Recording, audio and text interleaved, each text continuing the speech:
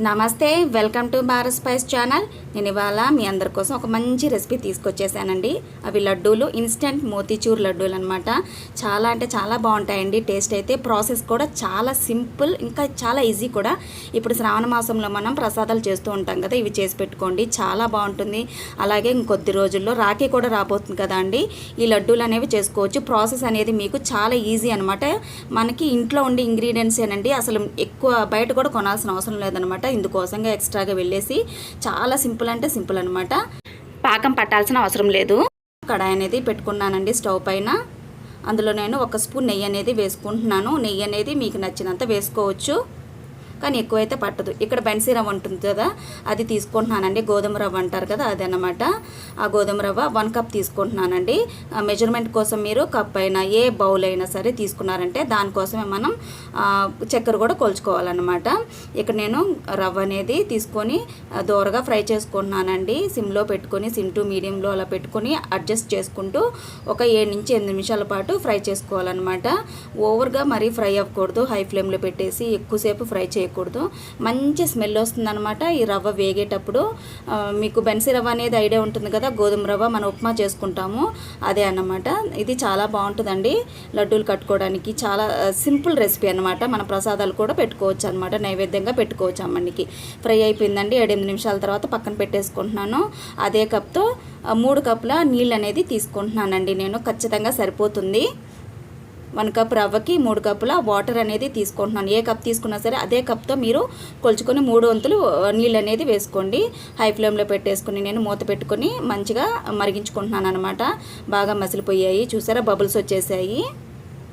Bubbles వచ్చిన తర్వాత ఇప్పుడు నేను ఈ బన్సీ రవ్వని, ఈ గోధుమ రవ్వని వేసేసుకుంటున్నానండి ఇందులో. సిమ్లో పెట్టేసేసుకుని సిమ్ టు మీడియం ఫ్లేమ్లో మంటను పెట్టుకుని అడ్జస్ట్ చేసుకోవాలన్నమాట. ఇప్పుడు మనమైతే అలా చిన్నగా కలుపుకోవాలి. అది దగ్గర పడిపోతుంది అనమాట. చాలా వరకు ఉడికి బాగా మెత్తగా అయిపోతుంది. 3 కప్పులు అయితే మీకు ఖచ్చితంగా సరిపోతుందండి. మీరు ఎక్కువ నీళ్ళు పోసుకున్నా సరే ఇంకాస్తంత ఎక్కువ టైం అనేది పడుతుందన్నమాట. చాలా బాగుంటుందండి ఈ స్వీట్ అయితే. ఫాస్ట్గా కూడా చేసేసుకోవచ్చు, సింపుల్గా అయిపోతుంది. సింపుల్ రెసిపీ అండి ఇది.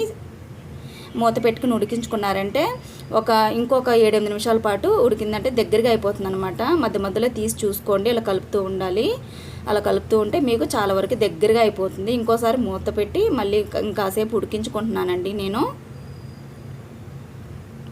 చాలా దగ్గరగా అయ్యేంత వరకు ఉడికించుకోవాలన్నమాట. హై ఫ్లేమ్లో పెడితే కొంచెం రవ్వ అనేది ఉడకదు, కొంచెం పచ్చిగానే ఉంటుందండి. ఆల్రెడీ ఫ్రై చేసుకున్నాం కదా, కాబట్టి ఇంకాస్త ఎక్కువ ఫ్లేమ్లో పెట్టుకుంటే త్వరగా అయిపోతుంది అనుకోవద్దు, కానీ మీడియంలోనే పెట్టుకుంటే బాగుంటుంది. చూసారా, చాలా వరకు దగ్గరగా వచ్చేసింది. నీళ్ళన్నీ కూడా పీల్చేసుకుంది. ఇక్కడ సేమ్ కప్తో నేను 1 కప్ షుగర్ అనేది తీసుకుంటున్నానండి. షుగర్ బదులుగా మీరు బెల్లం కూడా వాడుకోవచ్చు. అలాగే స్వీట్ అనేది ఎక్కువ తినాలి అనుకుంటే ఇంకొక 2-3 స్పూన్లు అనేది వేసుకోవచ్చండి. లేదంటే తక్కువ తినాలంటే ఒక 2-3 స్పూన్లు తక్కువ వేసుకోవచ్చు అనమాట. అలా కలిపేసుకోవాలి. పంచదార అనేది బాగా కలిసిపోతుంది అనమాట. బాగా కరిగి పలచగా అవుతుందండి. ఇక్కడ ఇలా పలచగా అయిపోతుంది కదా, మళ్ళీ మీడియం ఫ్లేమ్లోనే పెట్టుకోవాలండి, హై ఫ్లేమ్లో పెట్టుకోవద్దు. పలచగా అయిన దాన్ని మనం మళ్ళీ అలాగే తిప్పుతూ ఉండాలి. అడుగంటకుండా తిప్పుతూ ఉంటే కాసేపటి దగ్గరికి పడిపోతుంది అనమాట. ఇక్కడ నేను మోతీచూర్ లాగా చేయడానికి నేను ఇక్కడ ఆరెంజ్ కలర్ వేస్తున్నానండి. మీకు ఇష్టం లేకపోతే స్కిప్ చేసేయచ్చు. నేనైతే కలర్ఫుల్గా ఉండడం కోసం లడ్డూలు చుట్టుకోవడానికి బాగుంటుందని ఆరెంజ్ కలర్ అనేది వేసుకుంటున్నానండి. బాగా కలిసిపోతుంది. ఈ విధంగా కుక్ చేసేటప్పుడు వేసుకున్నారంటే చిటికెడంతా వేసుకున్నాను. మీకు నచ్చిన కలర్ కూడా వేసుకోవచ్చు.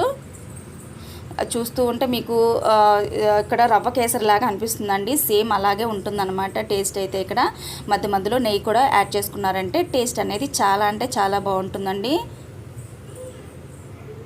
చూసారా, ఇక్కడ పచ్చకర్పూరం అనేది తీసుకున్నానండి. చాలా అంటే చాలా కొంచెమే తీసుకున్నానండి. చాలా మంచి స్మెల్ వస్తుందన్నమాట. మరి ఎక్కువ వేసినా కూడా మరీ ఎక్కువ ఓవర్గా అయిపోతుంది స్మెల్ అంతా.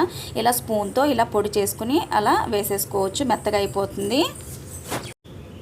అలా కలిపేసుకున్నారంటే బాగా కలిసిపోతుంది అనమాట వేడికి. మీకు పచ్చకర్పూరం లేకపోతే ఇలాచీ కూడా ఉంది కదా, ఇలాచీ అయినా సరే ఒక 2-3 కచ్చాపచ్చగా దంచుకుని అందులో వేసుకున్నారంటే స్మెల్ అనేది చాలా అంటే చాలా బాగుంటుంది.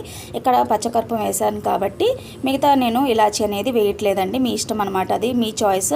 ఇక్కడ చాలా వరకు దగ్గర పడిపోయిందండి. అప్పటి వరకు మనం తిప్పుతూనే ఉండాలన్నమాట. కన్సిస్టెన్సీ అనేది మీకు చూపిస్తాను చూడండి. ఇక్కడ వచ్చేసి ఎలా ఉంది, కొంచెం ఆ గరిటలోంచి ఇలా పట్టుకుంటే జారి కింద పడుతుంది కదా, అది రవ్వ కేసరి అండి. ఇక మీరు దాన్ని తీసుకుని డైరెక్ట్గా వాడుకోవచ్చు, కేసరి లాగా వాడుకోవచ్చు. నేతిలో వేయించుకున్నటువంటి జీడిపప్పులు బాదం పప్పులు వేసేసుకుని మీరు సర్వ్ చేసుకోవచ్చు అనమాట. ఇలా కూడా నైవేద్యంగా మీరు పెట్టుకోవచ్చు. అలా నేను కాస్తంత 5-6 నిమిషాల పాటు ఉడికించుకుంటున్నాను అనమాట. ఇప్పుడు ఏంటంటే దగ్గర పడిపోతుంది, బాండలకి అంతా కూడా సపరేట్ అయిపోతుంది అనమాట. అదంతా కూడా నేను స్టవ్ అనేది ఆఫ్ చేసేసుకుంటున్నానండి. అయిపోయింది. ఇక్కడ చల్లార్చుకుంటున్నాను.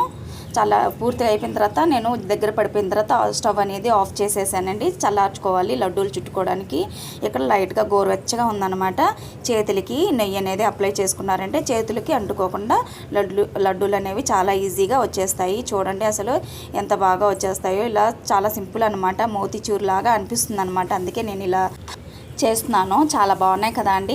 చూడండి ఎంత బాగా లడ్డూలు అనేవి వచ్చేసాయో. చాలా ఈజీ అనమాట. పాకం కూడా మనకేం అవసరం లేదు కదా అండి. ఇలా మీకు లడ్డూలు అనేవి చుట్టుకున్న తర్వాత జీడిపప్పులు బాదం పప్పులు కిస్మిస్లతో మీరు డెకరేట్ చేసుకున్నారంటే చాలా బాగుంటాయండి. లుక్ అనేది చూడడానికి, టేస్ట్ కూడా చాలా అంటే చాలా బాగుంటాయండి. మీరు ఈ శ్రావణ మాసంలో మీరు ప్రిపేర్ చేసుకోవచ్చు. సూపర్ టేస్టీగా ఉంటాయండి మీకు. చూడండి ఒక్కొక్కటి అలా లడ్డూలు చుట్టుకున్నారంటే ఎంత బాగున్నాయో. లడ్డూలు చూడటానికి బాగున్నాయి, టేస్ట్ కూడా అలాగే ఉంటాయండి. ఈ విధంగా మీరు కూడా ట్రై చేసి మీకు ఎలా వచ్చిందో నాతో షేర్ చేసుకోండి. చాలా మీకైతే ఖచ్చితంగా నచ్చుతాయండి. చూడండి ఎంత బాగున్నాయో. అలాగే రాఖీ కూడా వస్తుంది కదా మనకి. రాఖీ పండుగ కూడా మనం దీన్ని తయారు చేసి పెట్టుకున్నామంటే మనం వాడుకోవచ్చు అనమాట. మనం ఎలాగూ రాఖీ పండుగకి ఎలాగో చేస్తాం కదా, ఏదో ఒకటి బయట స్వీట్ షాప్స్లో కొంటాము. అలా కాకుండా సింపుల్గా ఈ విధంగా తయారు చేసుకుని మనం రాఖీ పండుగకి వాడుకోవచ్చు అనమాట. అలాగే శ్రావణ మాసంలో అమ్మనికి మనం నైవేద్యంగా కూడా పెట్టుకోవచ్చు. బయట కొనే పని లేకుండా మనమే ఇంట్లో తయారు చేసుకుని పెట్టుకున్నారంటే చాలా ఈజీగా అయిపోతుంది. మనం హెల్తీగా అనమాట, మనం హెల్తీగా తినేయచ్చు. మీ అందరికి నచ్చిందా అండి? Thank you.